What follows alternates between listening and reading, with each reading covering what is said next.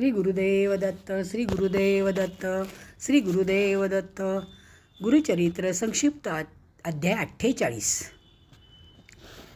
भारद्वाज गोत्राच्या एका शिवभक्त ब्राह्मणास भगवान शंकर प्रसन्न झाले होते. एकदा त्या ब्राह्मणाचे दोघे बंधू त्याला टाकून काशीला निघाले. तेव्हा त्या ब्राह्मणाने त्यांना सांगितले की तुम्ही काशीला जाऊ नका, इथेच काशी विश्वेश्वराचे दर्शन तुम्हाला घडवितो.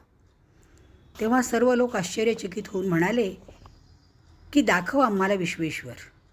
असे ते म्हणत असतानाच त्या ब्राह्मणाने गंगा स्नान करून तो ध्यानस्थ राहिला. तो ध्यानस्थ होताच भगवान शंकर तात्काळ त्याच्याजवळ आले. गुरुदेव दत्त.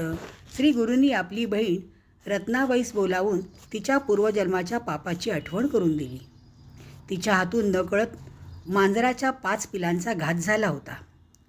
श्री गुरु तिच्या पापांची आठवण करून देत असतानाच तिला कुष्ठरोग झाला. ती अतिशय घाबरून गेली.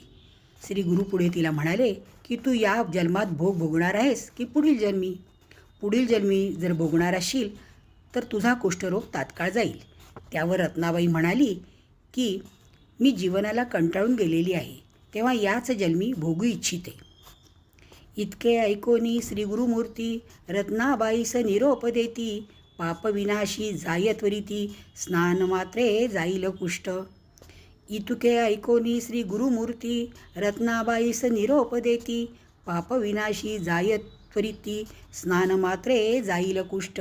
गुरुदेव दत्त, गुरुदेव दत्त, गुरुदेव दत्त. संक्षिप्त अध्याय 48 समाप्त.